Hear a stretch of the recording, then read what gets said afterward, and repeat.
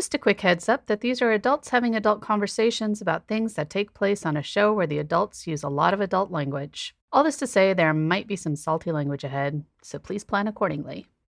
Yeah. Are we nuts for doing this? Yeah, this is nuts. Hey, but taking on a challenge is a lot like riding a horse, isn't it? If you're comfortable while you're doing it, probably doing it wrong. Okay, good night, Coach. Good night, Coach.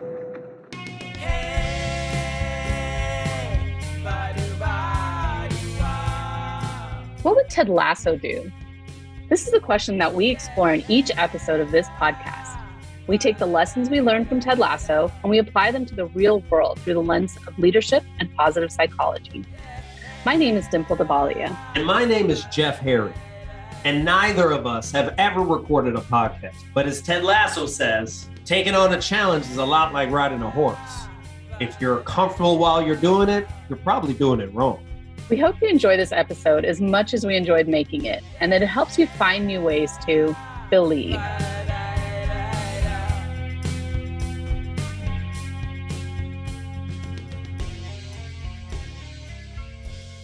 am so excited that we are finally getting to this. So today we are talking about season 1, episode 1, called Pilot.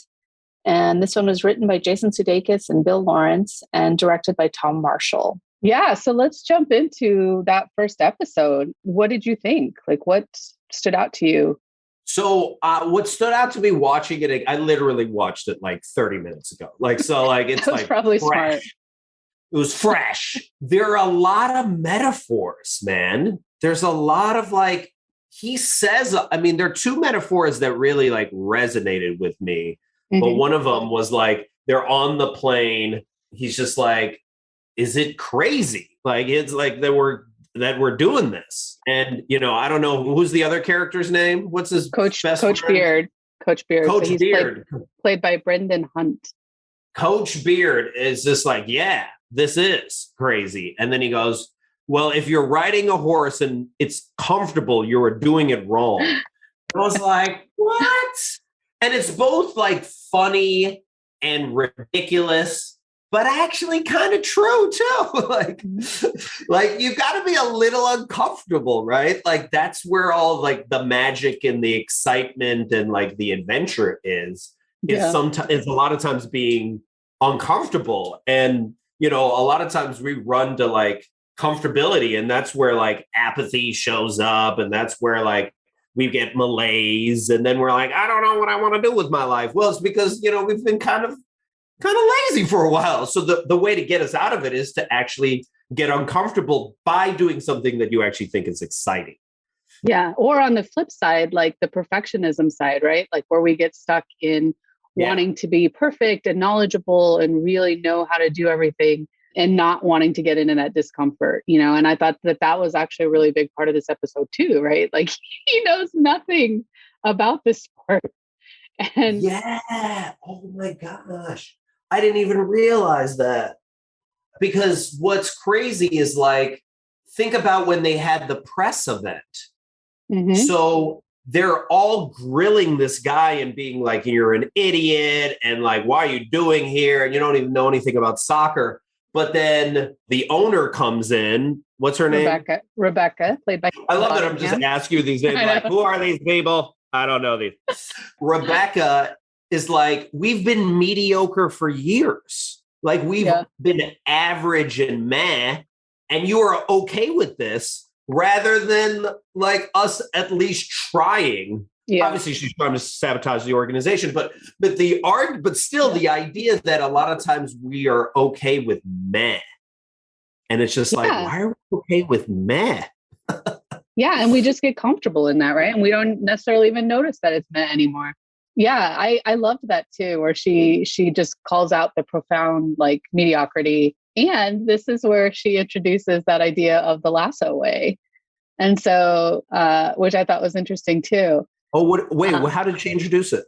So she, as she's talking about that she's been there longer than, or she's watched more games than anyone. Yeah. And she says, what we've been doing hasn't been working. And so we are going to try this a new way. And that's the Lasso Way. Oh, And I did so, not. Oh. yeah, yeah. So what does the lasso way mean to you in the The past? lasso way.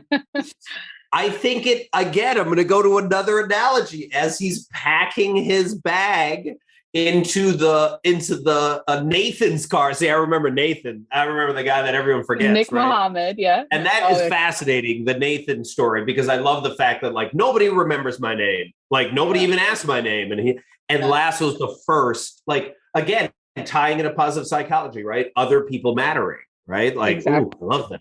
But then he says the harder you work, the luckier you get. Lasso says that as he's like putting the bag into the car. And I'm like, that I think is the lasso way. Is like, I'm gonna keep trying and Mhm. hopefully things will get better. But I trust that like there's light at the end of the tunnel or there's luck just around the corner. What about you? I agree. And I think for me, the lasso way is really just like that idea of having that growth mindset, right? So Mm-hmm. even in the press conference, I love how he just starts off by saying, let's just address the larger than normal elephant in the room and the fact that he knows about the sport. And then they throw all those questions at him. And he finally just says, that regardless of what he knows, what he does know is that, any team, just like any other team he's coached, that they're going to go out there and like give it their all. Of course, he says four Play four quarters. quarters, right? He Yeah. plays four quarters. But yeah, but this Two idea, halves, two halves. and then the tie and all the other stuff. But it's this idea that like, you can have that perspective of what can I learn from this situation? And I think that this, to your original point of other people matter being kind of the foundation of positive psychology, like I feel like this show really epitomizes that, right? And from that first moment, like I really love that connection that he and Beard have, like just the fact that Mm-hmm. they finish each other's sentences and just a Mm-hmm. little like glances and looks at each other, when they meet people and stuff like that. But as soon as they get off the plane and they meet the driver, the first thing he does is introduce himself. Says, "Hey, I'm Ted. What's your name?" And Yep. and same thing with Yep. Pete, right? Like you said, like asking them, and it just felt so authentic. Like it's not one Yep. of those things where you can tell that that's who he is, that he Mm-hmm. wants to know people, right? And so to me, like the lasso way is very much about like, what am I going to learn? What curiosity can I bring into this? As we will learn, later on down the series, like that curiosity piece is such a big one. But yeah, I love that, and that really stuck with me too. That place where it was like, you want to know my name? Like nobody asked my name. And then later Yeah. when they're out on the field, he's, oh, you remembered my name, and it Yeah. just like, it warms your Right. heart because it's like, oh my gosh, like it's such a small, tiny little act, but like such a huge impact it can have on people.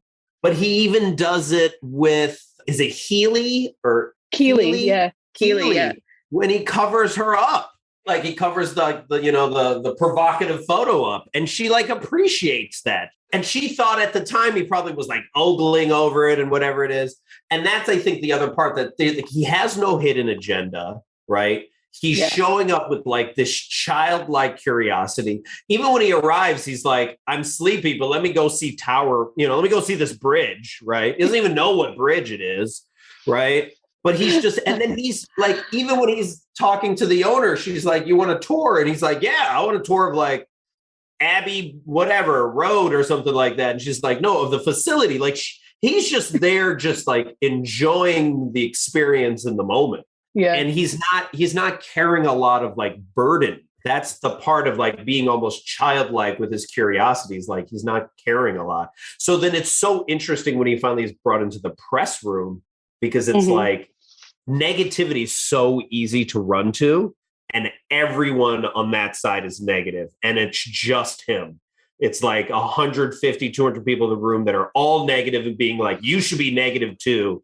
And he's believing. He's believing that it's possible, that there's a new way. Swag on today.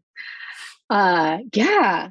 And it is so easy to get sucked in, right? Like I can't imagine, I'm curious for you if you've been in that situation before where, like you're in a place where you even if you feel like you know what you're doing, like I can't imagine being in a situation like that where I genuinely don't have any like understanding of the thing that I'm getting into. And then to just be like, yeah, it's okay. Like, I don't know this, but I trust like the people around me are going to, and that's the other thing, right? Like he's got that relationship with Beard, who is a sponge. Like when we meet Beard, he's on the plane reading like all these soccer books, right? So and Ted even says to him, "You're such a sponge," right? But Beard is constantly taking all this stuff in, and he's going to be the person that Ted trusts and knows is going to know the sport inside and out. Ted doesn't need to know that part because for him, it's about the relationships and the coaching, right? And that's the other thing, like,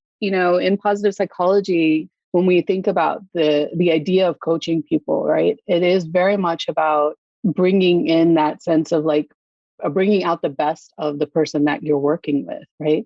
Mm-hmm. And that's what he's all about. He's more focused on those connections and creating those strong bonds and relationships and he doesn't care about the wins or losses, right? For him, It's really about like the game. It's about creating the best version of his, like for each person to be the best version of themselves at all times. And I love that. Like, I just think that's such an amazing like way to bring that out of people. He's also, I recognize, not driven by his ego, because at one point Keeley comes to pick up Jamie Tart. Jamie Tart, there you go. Jamie Tart gets to pick up Jamie Tart, and he just lets him go. Now, most coaches would be like, that is the bad move. Like, this is your moment to show that you know what you're doing and that he can't leave because you're giving the first speech and it's going to be so important. And he's just like, all right, and most people wouldn't do that, right? But again, if you're saying what you said, if it's about relationships, right now he's just in the mode of just like observing. And he's only focused on the things that he can control, like him and Beard. Like, okay, what can they control? They can put the believe sign up. They can move their desks in a way that is like much more communal for them, right? But they don't really have much control right now. So they're like just open to like observing, which is actually really hard to do whenever you're walking into like a foreign place. Well, and also, that thing about Jamie being like, oh, I got to go get waxed. I can stay if you want me to. It was interesting because I was kind of watching like the other faces, and you can see that everyone's looking to see what Ted's going to do, Yeah. I think the writing on the show is really interesting because like for me, this first episode was really just an introduction to all the characters, right? Mm-hmm. Like all the main characters get introduced one after another in this episode. And in that 30 minutes, like we learned so much about each person just by the few like words and actions that they speak. But I think what's interesting is that, as I was watching like Roy Kent staring at Ted Lasso in that moment, there's this sense that they think he's going to be this pushover, that he is, like whatever. And it's really interesting. And it's to your point about him taking his ego out of it, like I feel like if I was in that situation, like it would be all over my face and I'd be so frustrated and annoyed, like right off the bat. And so, to stay composed and just be like, yeah, all right. But to your point, like I think he really is just taking it in and trying to like figure out who each person is. And he even says later on with Beard, he goes like, we're going to win him over. Like we're going to win him over with kindness. And Beard completely says he's like, and he knows it because maybe they did that at Wichita State. He's just like, ooh, Kent's gonna hate that guy's, and he will hate that he likes Lasso. So it's almost like Beard understands also the Lasso way from the last place of like winning people over with kindness or with whatever gesture, because I guess what he's doing all the time, and this kind of, I guess, reminds me of play. I'm a play guy, right? Is this idea of attunement. Like Dr. Stuart Brown, this amazing play researcher, like the best of it. I was talking to him and he was saying like when a mom and a baby like look at each other, they get attuned and then they literally have the same brain waves, like they match up perfectly. And what we're doing all the time, even with everybody, is we're always looking for attunement. Well, that's the first level of play, just like how are we attuned?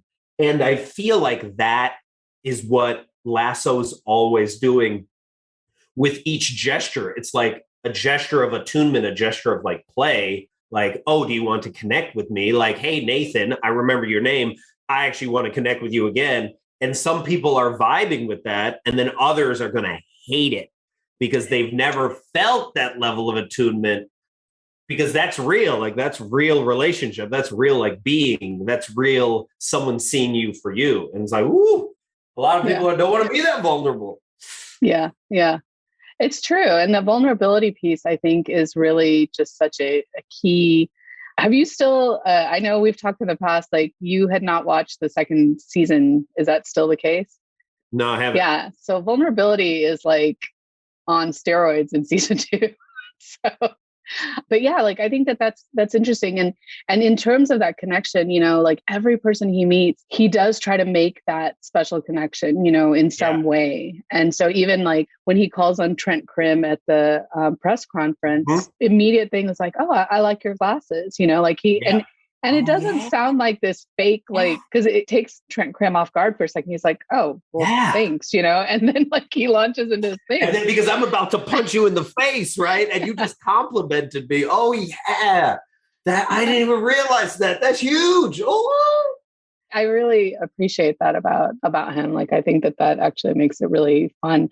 But the other part about play that came up for me as I was watching was, you know, this is something that I struggle with a lot, is taking myself too seriously. And maybe that doesn't fall under play, but I think about it in that way because it's one of the things I admire about you is like, I think that you just have this personality where you're making jokes and things like that. And I was laughing because when I watched it again, that scene where we first get introduced to Ted Lasso is actually through Sports Center, where they're showing the video of him dancing. Oh, he's doing the dancing. Yeah. And it reminded me of the first time I met you because we met at Camp Good Life Project. And I remembered, they had that dance party at the end or whatever. And I just remember like seeing you like in your element. And so that actually just reminded me of that. But like people just say such horrible things to him, you know? So like the whole thing with Roy Kent, that last scene that they have together, and Ted says, you know, you've had a great career. And Roy says, yeah, and I didn't think it would end by being coached by Ronald fucking McDonald, you know? Yes. And instead, you know, and again, like that's just, it's so like hurtful. And yet when he walks away, he looks at Beard, he's like, you know, let him talk to you like that? Like, you know, and Beard's like, I don't think he was talking to me. And so, you know, and he just kind of laughs it off. And that's when he makes the comment about, oh, he's going to be so mad when we win him over, you know, and so like this ability to kind of let things roll off your back a little bit more and not take them so seriously. And just, I guess, have that like faith that they're going to come around, like it's going to be okay. Well, have that faith as well as believe it's not about you, right? Yeah. Like, yeah. That that's it's a good not point. like whatever these people are saying, this stuff is coming a lot from their own ish, right? It's their own. Yeah. And here's a weird story that like, it's perfect that I'm sharing this now because I just watched it. So Jason Sudeikis, when he was on SNL, he was a writer on SNL, as everyone knows, right? Mm-hmm. But he wasn't getting a lot of he wasn't getting any on-camera roles. Yeah. And then he was about to quit. He told Lauren Michaels, like, hey, you know, I don't know if this is going to work out. And then he just so happened to be dancing during, I don't know, something. And he was doing this like ridiculous dance, all of those moves. He was doing it at some point, and a bunch of the on-camera people were like, that dude is hilarious. We need to put him on camera. And that's how he got his first camera role. And he has like a skit in SNL where he wears a tracksuit, the red tracksuit, and just dances the same dance. So it's ironic that is the first clip. I didn't even realize that until you told me, like, that's the first clip. And what's interesting too is talk about attunement, right? If we're talking about play and attunement, like to see how much his team is vibing with him, right? During that moment. And you're like, he had got them all bought in. By that time, he had got them all bought in. And it was like, there's no way he's going to do that again. There's just no way. And it's just like, well, maybe. Like it starts with one, right? It started with Nathan, then it starts with like the owner, and it starts with Roy, and it starts with Tart. And it's interesting then his strategy, because in his strategy basically is just like one at a time, one conversation at a time, one interaction at a time. And even when I have that interaction, if it doesn't go well, that's not the last interaction I'll have with that person. So I'm just going to keep going. Yeah. I love what you just said about like, it's not about me, right? Because I think we get sucked into that so quickly. Like, it's so easy to just be like, what did I do? Like, why does this person hate me? What, like, and you're right. Like 9 times out of 10, it probably isn't about you. And so to be able to have that wisdom and that self-awareness to just be like, this isn't about me. Like, I can laugh this off because, they're going to become self-aware soon enough. And the other piece about like the ripple effects and just like it really takes one person to start a ripple effect, right? And I love that opening sequence, that the opening song and all of that, bless you. In that opening sequence, we see Ted Lasso sitting in that stadium alone, and then all the seats around him start to change color, and all the graffiti starts to go away, right? And I've heard him talk on other interviews and stuff about how it was meant to show exactly that one person can have such an impact on the people around them. So here's a funny thing though. I did pause the show as I was watching because I was curious. Like I had never looked at like what the seats actually say. It's pretty funny. So it had stuff like relegate Rebecca, the Beard, Roy Kent will kill your gran, ref get off your knees, Kent's bent, Greyhound till I die, and In Kent we trust. Those are the ones that I caught. Yeah, I thought that was really funny. But yeah, like it's pretty amazing. I just wrote an article about this recently about, it really takes one person to be able to start that change that needs to happen. And that takes a lot of courage, I think, too, because you are going to come across a lot of people who just aren't going to see things the way that you do, or going back to that feeling of like, we're comfortable in this place that we know. We don't need to step outside to something that's where we're going to feel uncomfortable and get pushed a little bit. And so, but yeah, like it takes that one person to start that. To think about the opposite, right? To think about the press room. I keep thinking about the press room, right? Because she even said it hasn't been this filled in years. So all these people show up that are like angry.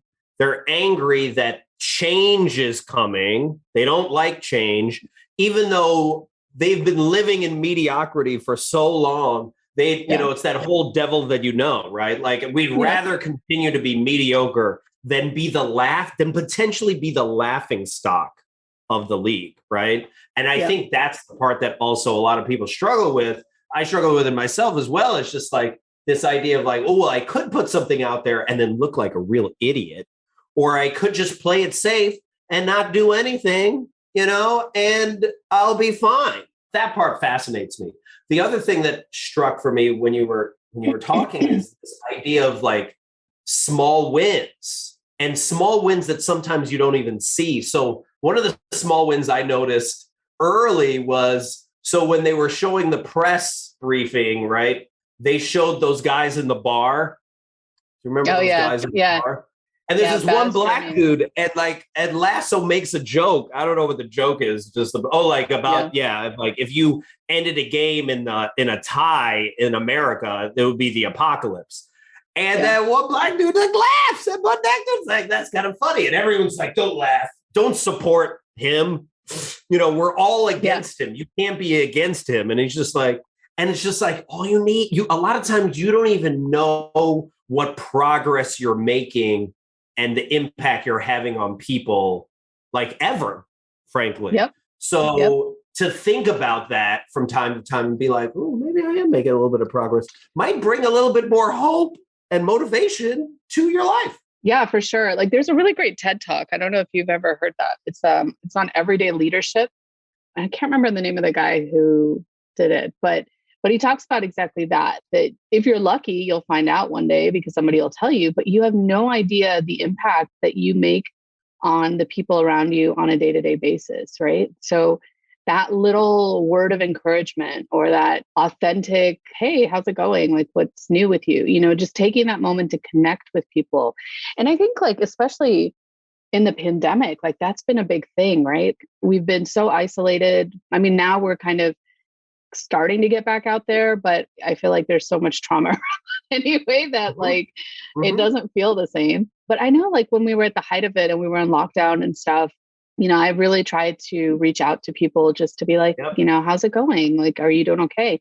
Because I knew, like, especially if you were on your own, like, it was so isolating. And just that little bit of, hey, someone took the time to check in on me can go so far to impacting people. And so towards building that trust and connection that we're all seeking as human beings, right? Like, we need that sense of connection to survive. And so, and thrive, right? So it's funny. I'm trying to think if I remember watching Ted Lasso before I did this or after I did this. Yeah, whatever. Either way. So when I was during the pandemic, I had to fly back and take care of my nephew and whatnot in Chicago. I usually live in Oakland. But at one point I moved into like this new place, right, in the suburbs of Chicago. And I was like, how do I introduce myself to people during a pandemic?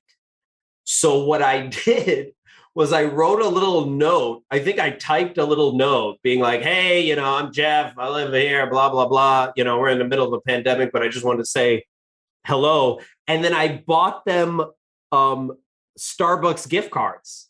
Wow. Like $5 Starbucks gift cards. And I gave it to the 4 neighbors. And I just put it like in, you know, on their door. I never met them. I don't think I ever met them, ever.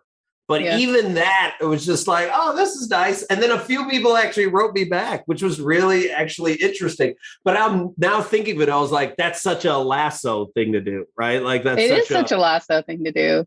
Yeah. And I did it with like no goal of like, you know, or like, oh, am I going to get a response or not? It was just like, I'm just going to do this. I had this epiphany to do it and I'm just going to do it right now because I'm thinking about it right now. And then I'm done. And then I forgot about it. And then there was some reciprocation back. So it's like, oh, yeah, how do I do more of those gestures? Because that gesture was so brief, but also very memorable for me. Probably also impacted other people's lives. How do I do more of those? That's a nice one. But let me ask you, so in doing that, you know, had you not received reciprocation, like, would you still have felt good though about doing that? Yeah, I felt good as soon as I put the card and the letter there. I think that's something that also got me through the pandemic is when I would reach out to people. I knew whenever I reached out and connected with people, even if I was just emailing someone and just be like, hey, we haven't talked in a while. I just want to say you're awesome. I thought about that. That alone would make me feel really good, whether they contacted me back or not. So every year I participate in this thing called the You Matter campaign. And I'm just like, I'm having such like memory issues today, but like, I don't remember the woman who started this. She basically had been, you know, in a grocery store and was leaving the grocery store. And she saw like this woman with her kid. The kid was having a tantrum. The woman was clearly like really struggling. And she, you know, she just took a moment just to like, let her know that she saw her and that, you know, to make her feel less alone and whatever. And so it got her thinking, and she ended up also doing a TED Talk. But she now does this thing where like you can order these cards. They're these little cards that say you matter. And I love it. Like I love just so like when I go to like Trader Joe's or whatever, I'll just like stick them in the plants and you know, and I don't know who's picking them up, but like I love knowing that someone's gonna pick that up and be like, huh, this is really cool, you know? And so there's really something to be said that, you know, it isn't always about like the reciprocation, right? And when we think about these positive emotions that we want to cultivate, and when we think about gratitude and stuff, you know, that idea of sending that gratitude letter or letting someone know how they've impacted you, we get as much out of it as the other person does, you know, and that feels so good. And I'm not saying like that's the reason to do it, but like it's an added benefit for sure, you know? Yeah, it reminds me of, I have some of those You Matter cards in my wallet as we speak. So I got to go back and like pass more of those out. But it reminds me, Jennifer Gines. I don't know if you know her. Yeah. My dear friend, Jen Gines. So the kindness. She runs workshops on kindness, and she had us do our like kindness challenge, or kindness quest. Right? We went out on, and we had to write these notes in triangle form, kind of like when we were like in elementary school or junior high, right? And I remember walking with one person, and she was holding it, and she was just like, this is meant for someone like really important. She had written something really powerful in the message. And then as we're walking, we remember a couple coming around the corner, and she's like, it's meant for her. And she walks right up to her, and I'm right next to her. And she goes, this was meant for you. I'm supposed to give this to you. And she gives it to her, and then they go off on their way. And I was like, oh, how'd it feel? And she's like, yeah, that felt really good. Anyway, like that night, somehow we found out it was somebody that is like quite well known on the internet. And she had posted the photo of the thing and was like, this is exactly what I needed to hear. Like I was really struggling. And then this random angel came and gave me this note. And I was like, whoa. And talk about a ripple effect, right? If Jennifer doesn't come up with the kindness quest, Jennifer doesn't take the risk to create the kindtagious, right? If she doesn't come up with the idea of the notes, if we then don't agree, to write the notes and participate in the quest, and then we actually then go out and do a bunch of things and take the risk of going up to her, none of that actually happens. So it's like, there's so much attunement. I keep going back to that word, right? Yeah. But there's so much like play. There's so much like gestures of like, I'm going to gesture, but I don't know if I'm going to get it back, but I'm going to do it anyway, that caused that ripple to happen. I think we see our days so much in a meh way because we don't give ourselves credit for the ripples that we have every day. Yeah, I love that. It's true because we probably are impacting people and not even realizing it. So yeah, I like that a lot. Through the work that we do, we know that positive emotions are a good thing, right? And within limits. And gratitude is a good thing. And that the more that we cultivate these things, the more we find reasons to find them, and creates those like upward spirals, right? But, like Ted, even in this first episode, you see a lot of like jokes, right? So there's the one where Rebecca's like, oh, do you believe in ghosts? And he says, I do, but I think it's more important that they believe in themselves, and you see like her facial expression where she's like, she doesn't know what to do with that. Right. She's like, okay. And then that's when she like leads him to the press room. And there was like several of those throughout the episode and throughout the series. And like, what was interesting is, you see him as kind of this positive person, and then you get to the end of the episode and he's in his apartment and, he's talking to his wife. And, and that's one thing I love about Jason Sudeikis. Like he's a phenomenal actor, and just like watching those those really small facial expressions and stuff. And you can see the little bits of hurt that, because he is so in love with his family, and and his wife wants space from him. He's like come across the ocean to give her that. He tells her he loves her, and it's clear that she doesn't say it back to him, right? Yeah. And I remember like the first time I watched that, I was kind of thinking about like, if you had someone who was this positive and like, who joked around this much, and like, why would you want space from them? But there is this element of potentially things becoming that, in going into that space of toxic positivity, right? Yeah. And so I'm curious, like what do you think that line is? And do you think that Ted hits that line, or do you think that it's like, does he stay below it? Like, what do you think I think that line is when it's not authentic, when it's not you. Like if you think about it from my perspective, right? Yeah. He's himself the whole show. The whole show, I feel like he's just fully himself.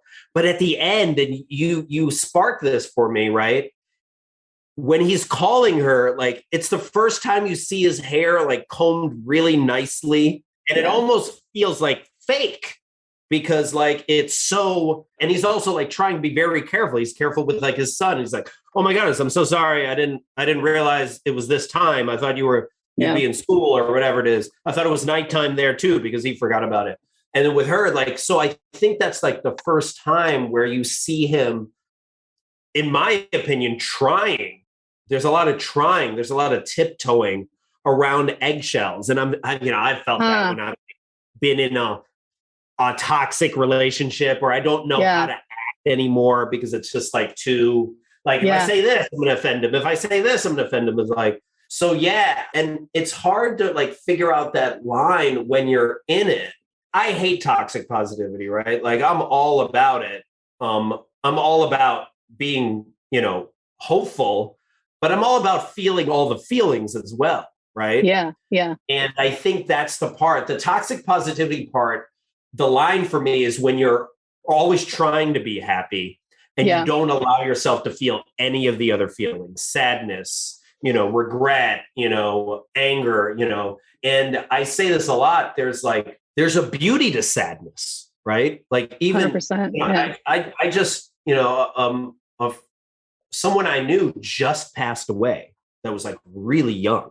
It was just like, oh my gosh, I can't believe this. And then I heard like, well, what is grief, right? Grief is unexpressed love. Yeah. Like that's what it is. So it's just like, oh, but there's a beauty to being sad. Like when my dad died, like I both felt sadness, but then all of his like brothers showed up, like his 4 brothers who hadn't seen each other since their mom died. So then I felt a certain level of joy, and I was like, could I feel joy and sadness at the same time? Could I feel, anger and, and happiness? Like, and I think that's the part that are you allowing yourself to feel all of the different feelings, or are you pigeonholing yourself to being like, well, this is what everyone thinks I am. I'm positive all the time, so I have to be positive all the time. That's my take. But what do you think? Yeah, I agree. So in the course that I teach a mindfulness course called MPEAK. And in that we talk about this idea of spiritual bypassing, right? So that is, that goes hand in hand with toxic positivity. And it's this idea that we're just going to sugarcoat everything, or it's those platitudes of like, it could be worse, or, it is what it is. And there's definitely wisdom in all of those, right? Like there's times where we need to hear that. But to your point, like I agree. And I love, like Brene Brown talks about how you can't selectively numb your feelings, right? So you can't really experience true joy and connection if you're not going to allow yourself to experience the sadness and disconnection that we sometimes feel, And so you have to be able to experience those in order to really fully be able to experience like the positive ones. And so I agree. I think it is where, that line for me also is where you're trying to just be positive in the face of everything, when really sometimes there's nothing to be positive about, and or in that moment there isn't necessarily. And so, so I kind of agree with that.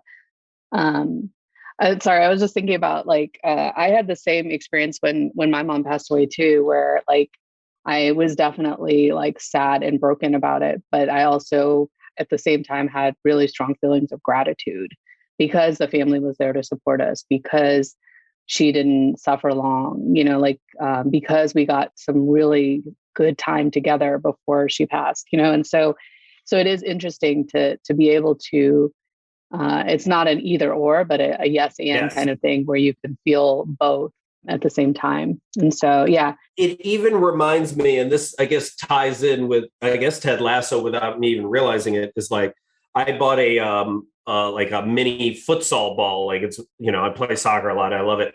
And I bought this one while I was in Portugal. It's like this tiny ball.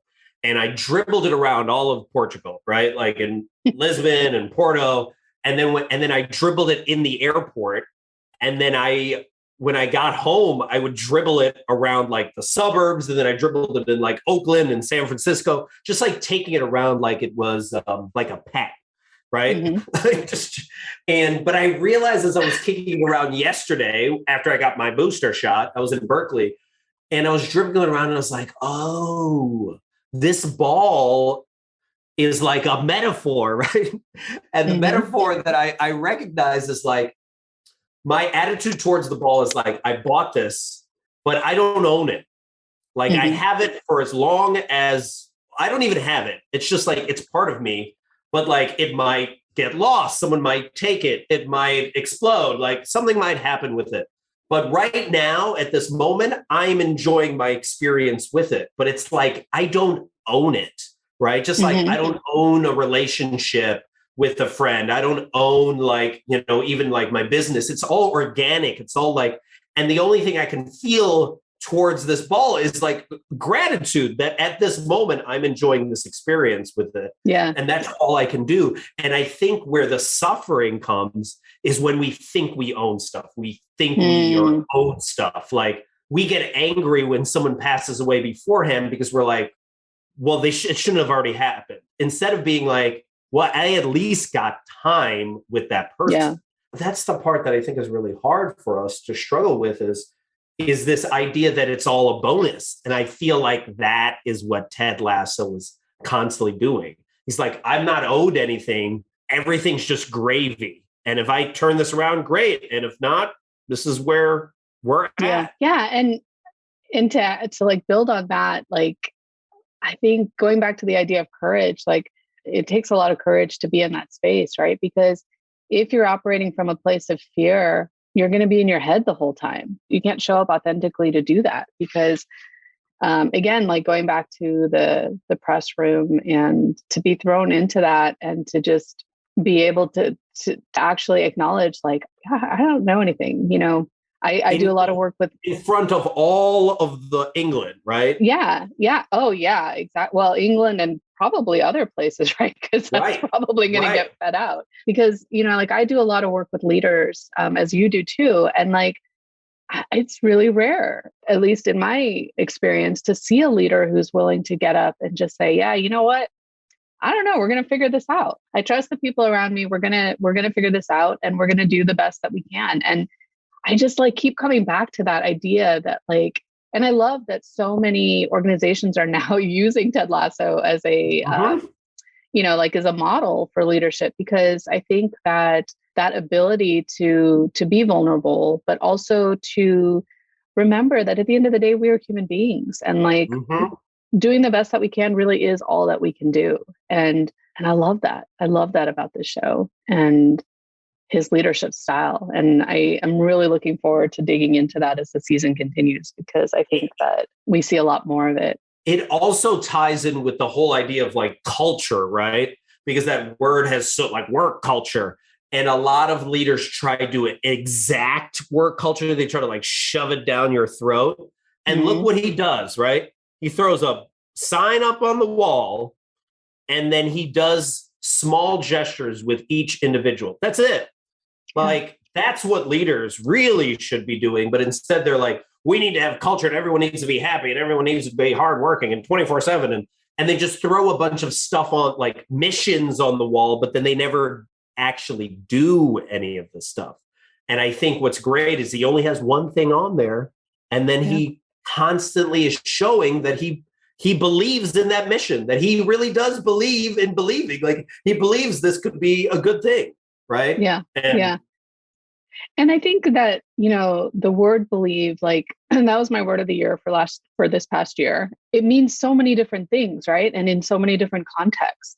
But it's such a simple thing. And I love that too. Like when we get introduced to him putting up that sign and to see like the impact that has made, on professional sports teams now, right? Like we see so many of like the stadiums handing out those signs during games now. And so I think there's really something powerful in that simple word, believe.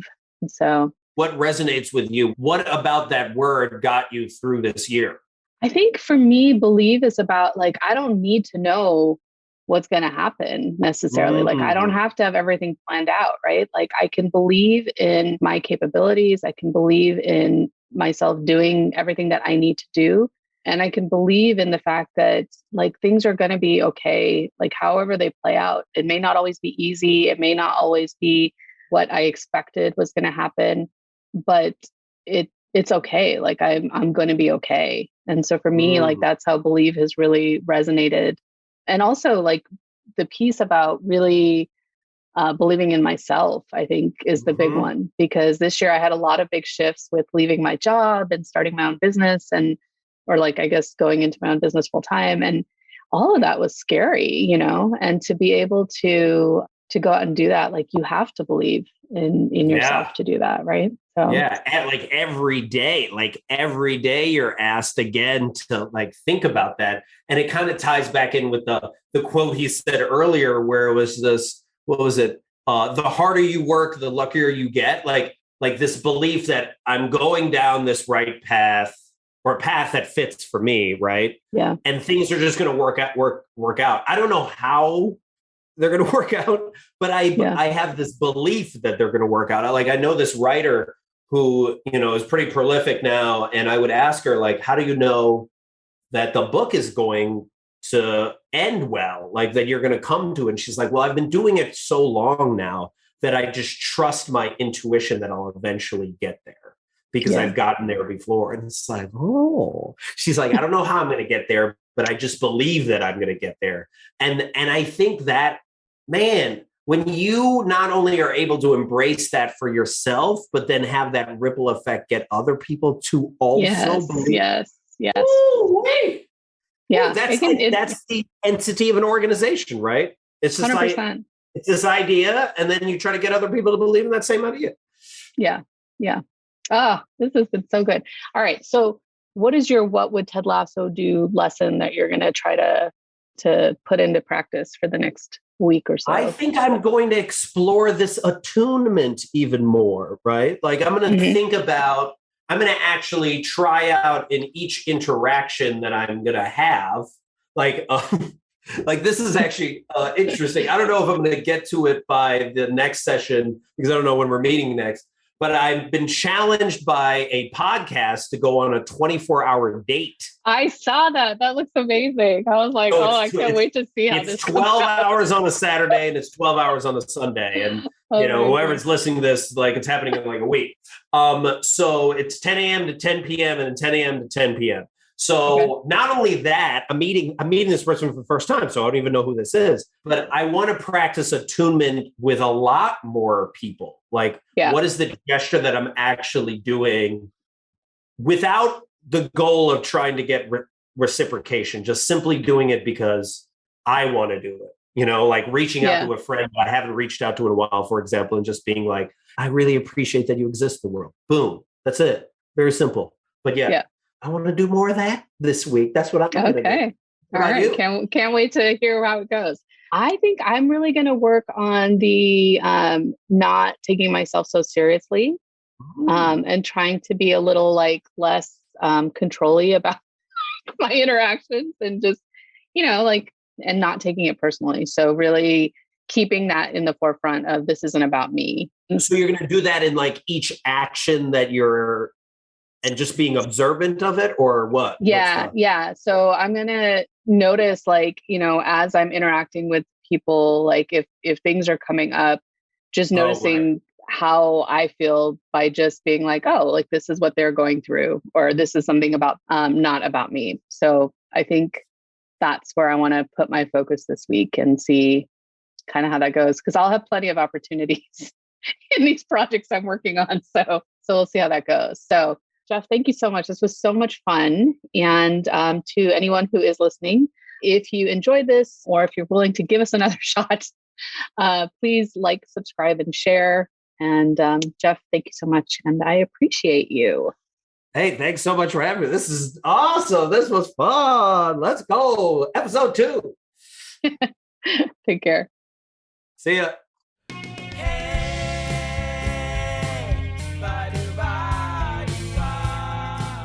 Thanks so much for listening to What Would Ted Lasso Do? If you got any nuggets of Ted Lasso wisdom from this episode, try them out in your life and let us know what happens at WWTLD Podcast on Twitter, Instagram, or at our website, www.tldpodcast.com, where you'll also find a full transcript of the show. We love hearing what other TED Heads took away from the episode or details or perspectives that we might have missed. And if you do like the show, please subscribe and head on over to Apple Podcasts and leave us a 5-star rating. It all helps. We don't know exactly why, but it does. So in the spirit of believing in hope, believing in believe, please help us out. And thank you to Podify and Sam Davidson for producing our show, to Kajal Dabalia for our visuals and graphics, and to Kenzie Slato for our theme song. And most of all, thank you to all of you for listening. Ted Lasso could simply just be another show to binge watch, or if we challenge ourselves to consistently ask the question, what would Ted Lasso do? It could change the trajectory of your life. It has for us. So join us again next time as we explore another episode and ask ourselves, what would Ted Lasso do?